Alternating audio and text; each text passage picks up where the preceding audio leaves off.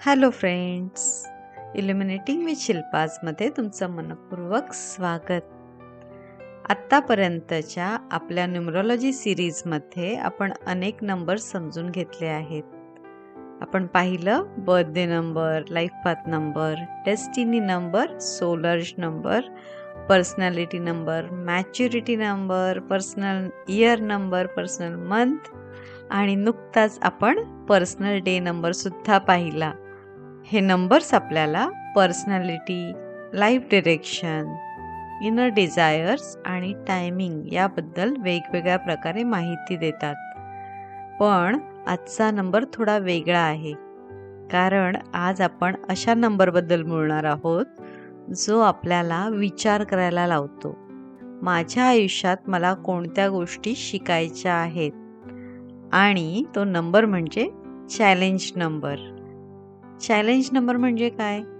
सोप्या भाषेत सांगायचं झालं तर न्यूमरॉलॉजीमध्ये चॅलेंज नंबर हा आपल्या आयुष्यातील काही आव्हाने, टेंडन्सीज किंवा पर्सनल ग्रोथच्या लेसन्स समजून घेण्यासाठी वापरला जातो. म्हणजे हा नंबर आपल्याला घाबरवण्यासाठी नाही, आणि हा नंबर असा सांगत नाही की तुमच्या आयुष्यात हे वाईटच घडणार, असं अजिबात नाही. याकडे आपण वेगळ्या पद्धतीने पाहू शकतो. समजा एखाद्या व्यक्तीला आयुष्यात वारंवार पेशन्स शिकावं लागेल, दुसऱ्या व्यक्तीला स्वतःवर विश्वास ठेवायला शिकावं लागेल, तिसऱ्या व्यक्तीला फ्रीडम आणि रिस्पॉन्सिबिलिटीज यांच्यात बॅलन्स ठेवायला शिकावं लागेल. तर न्यूमरॉलॉजीच्या चॅलेंज नंबर्सच्या इंटरप्रिटेशनमध्ये अशा थीम्सकडे लक्ष दिलं जातं. म्हणजे चॅलेंज म्हणजे पनिशमेंट नाही, चॅलेंज म्हणजे ग्रोथची एक दिशा. चॅलेंज नंबर कसा कॅल्क्युलेट करायचा? आता सगळ्यात महत्त्वाचा भाग, चॅलेंज नंबर काढण्यासाठी आपल्याला जन्मतारखेतील 3 घटक महत्त्वाचे आहेत: मंथ, डे आणि इयर. पण चॅलेंज नंबर काढताना महिना, दिवस आणि वर्ष यांना आधी सिंगल डिजिटमध्ये रिड्यूस केलं जातं.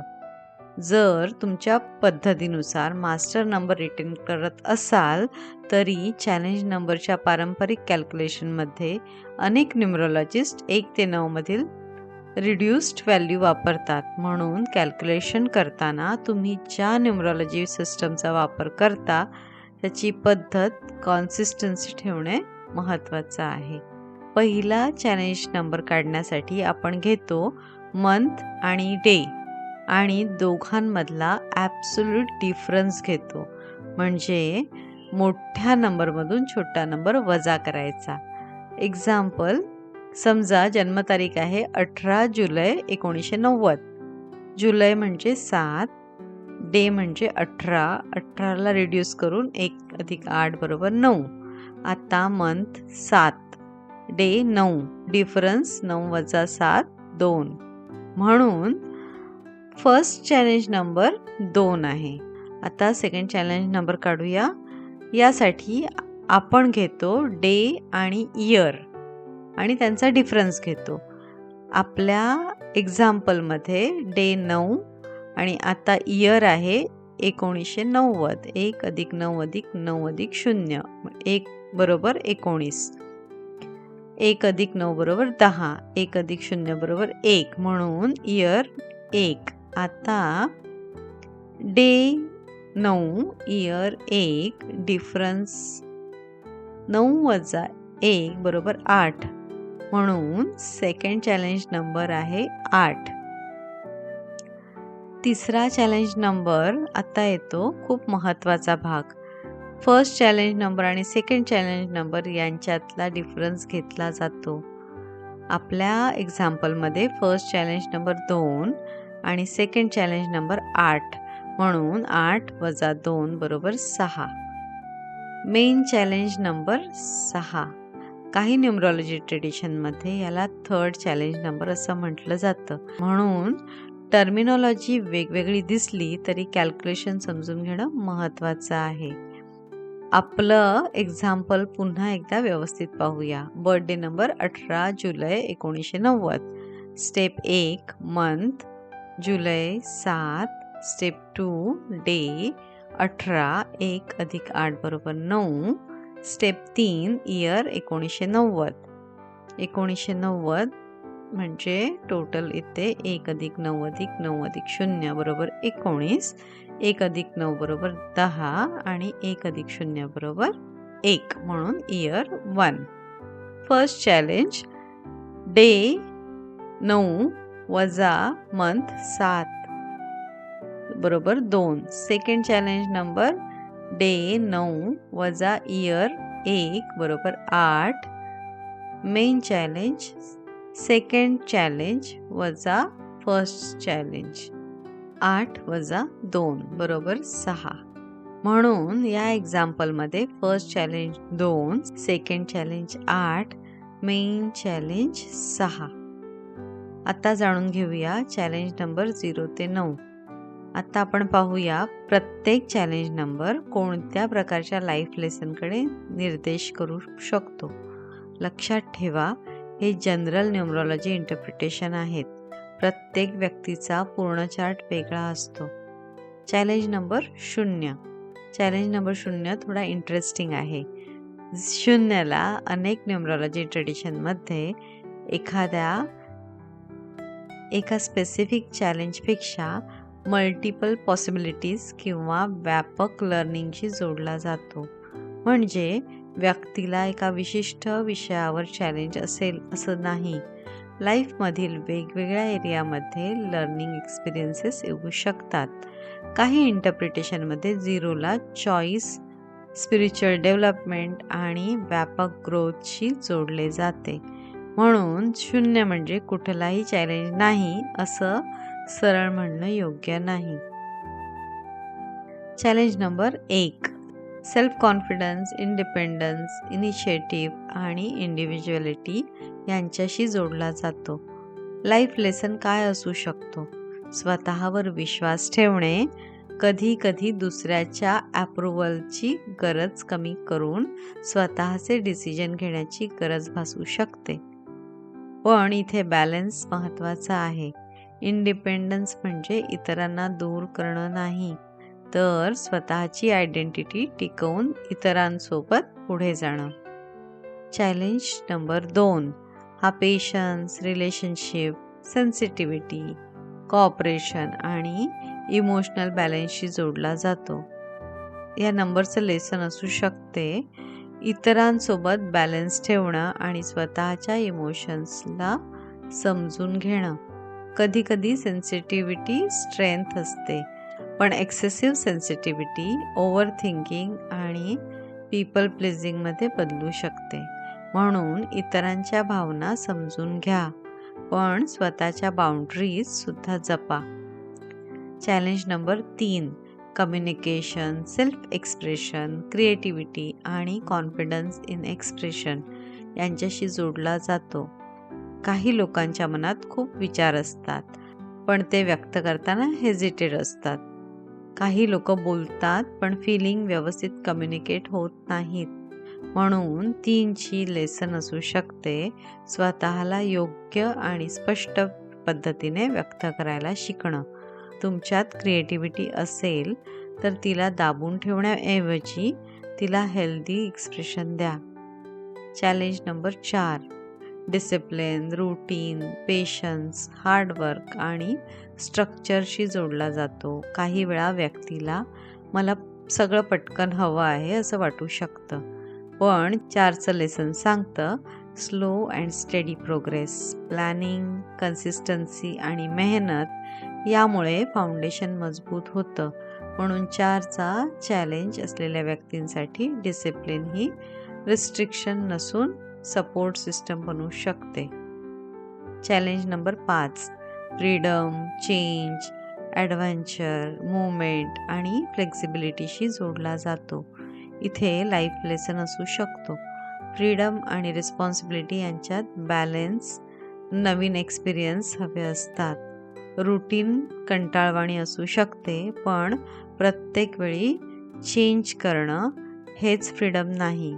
कधी कधी एका गोष्टीवर टिकून राहणंही आवश्यक असतं. म्हणून 5चं lesson freedom with responsibility. Challenge number 6 family, relationship, responsibility, care, love आणि हार्मनीशी जोडला जातो. इथे एक कॉमन लेसन असू शकतो, इतरांची काळजी घेताना स्वतःला विसरू नका. कधी कधी 6 एनर्जीमध्ये व्यक्ती सगळ्यांची रिस्पॉन्सिबिलिटी स्वतःवर घेऊ शकते. मीच सगळं ठीक केलं पाहिजे असं वाटू शकतं, पण हेल्दी रिलेशनशिपमध्ये रिस्पॉन्सिबिलिटी सोबत बाउंड्रीज देखील आवश्यक असतात. म्हणून care without carrying everyone's burden.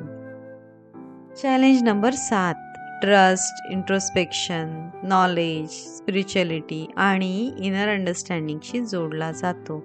कधी कधी व्यक्ती खूप विचार करू शकते, प्रत्येक गोष्टीचा अर्थ शोधण्याचा प्रयत्न करू शकते किंवा लोकांवर सहज विश्वास ठेवणं कठीण जाऊ शकतं. म्हणून 7चं लेसन असू शकतं नॉलेज आणि ट्रस्ट यांच्यात बॅलन्स. एकांत चांगला आहे, पण आयसोलेशन नेहमीच चांगलं नसतं. स्वतःशी कनेक्शन ठेवा आणि योग्य लोकांवर विश्वास ठेवायला शिका. चॅलेंज नंबर 8 पॉवर, मनी, ऑथॉरिटी, ॲम्बिशन्स, अचिव्हमेंट आणि रिस्पॉन्सिबिलिटीशी जोडला जातो.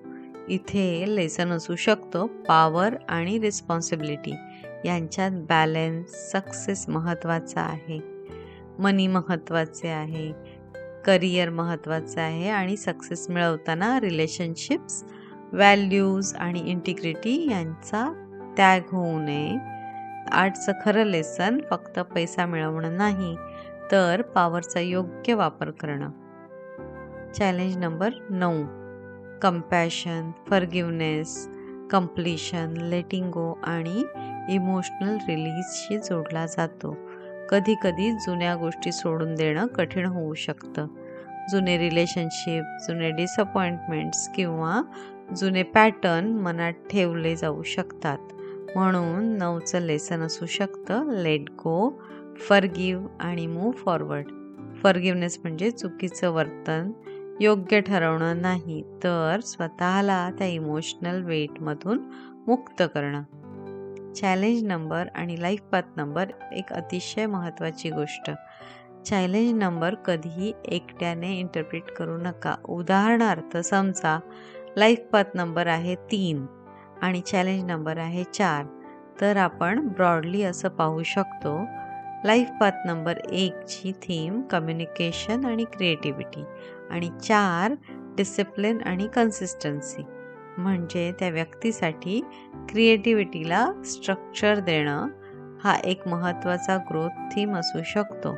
पण याचा अर्थ तुमचं आयुष्य असंच असेल असा नाही.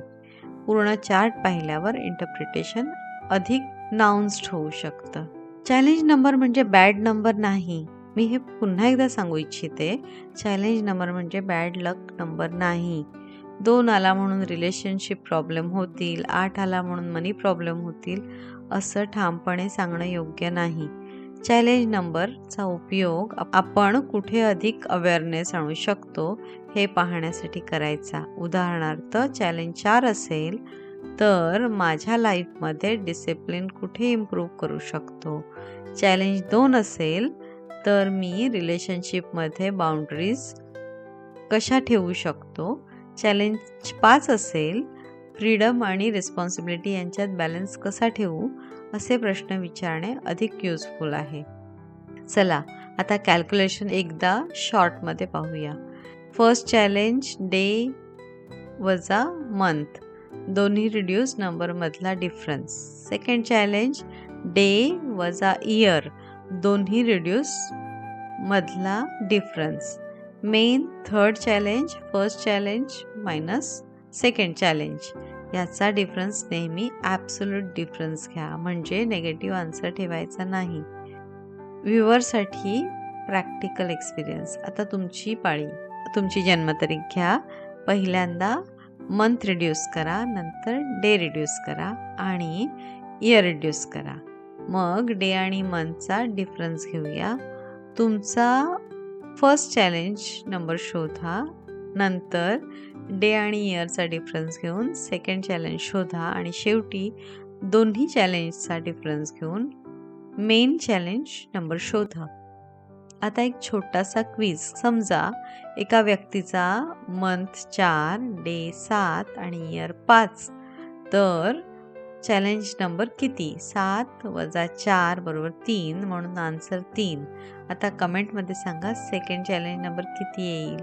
7 वजा 5 बरोबर हो 2. आणि मेन चॅलेंज 3 वजा 2 बरोबर 1. म्हणजे या एक्झाम्पलमध्ये challenge number 3, first challenge 3, second challenge 2, main challenge 1. आता तुमचं चॅलेंज नंबर कॅल्क्युलेट करा आणि कमेंटमध्ये लिहा फर्स्ट चॅलेंज काय आहे, सेकंड चॅलेंज काय आहे आणि मेन चॅलेंज काय आहे, आणि त्यासोबत तुम्हाला कोणता चॅलेंज नंबर सर्वात जास्त रिलेट होतो तेही मला सांगा. तर फ्रेंड्स, आज आपण समजून घेतलं चॅलेंज नंबर म्हणजे काय, तो कसा कॅल्क्युलेट करायचा, फर्स्ट चॅलेंज, सेकंड चॅलेंज आणि मेन चॅलेंज कसा शोधायचा, तसंच चॅलेंज नंबर 0 ते 9च्या बेसिक थीम्ससुद्धा आपण पाहिल्या. पण लक्षात ठेवा, आयुष्यात येणारे चॅलेंजेस आपल्याला कमजोर करण्यासाठी नसतात. काही चॅलेंजेस आपल्याला पेशन्स शिकवतात, काही कॉन्फिडन्स, काही बाउंड्रीज, काही डिसिप्लिन आणि काही लेटिंग गो. म्हणून चॅलेंज नंबरला भीतीने पाहू नका, त्याला ग्रोथच्या एका संकेतासारखं पहा. या नंबरचा उपयोग सेल्फ रिफ्लेक्शन आणि अवेअरनेससाठी करा. तुमच्या आयुष्यातील महत्त्वाचे डिसिजन्स नेहमी प्रॅक्टिकल परिस्थिती आणि तुमच्या स्वतःच्या जजमेंटवर घ्या. जर हा व्हिडिओ तुम्हाला आवडला असेल तर लाईक करा, शेअर करा आणि इल्युमिनेटिंग विथ शिल्पाला सबस्क्राईब करायला विसरू नका. पुढच्या एपिसोडमध्ये आपण चॅलेंज नंबरच्या आणखीन खोल भागाकडे पाहू. समजून घेऊ तुमच्या फर्स्ट, सेकंड आणि मेन चॅलेंज तुमच्या लाईफ पाथ सोबत कसा इंटरप्रेट करायचा. तोपर्यंत स्वतःला ओळखा, सकारात्मक राहा आणि तुमच्या आयुष्यात प्रकाश पसरवत राहा. थँक्यू.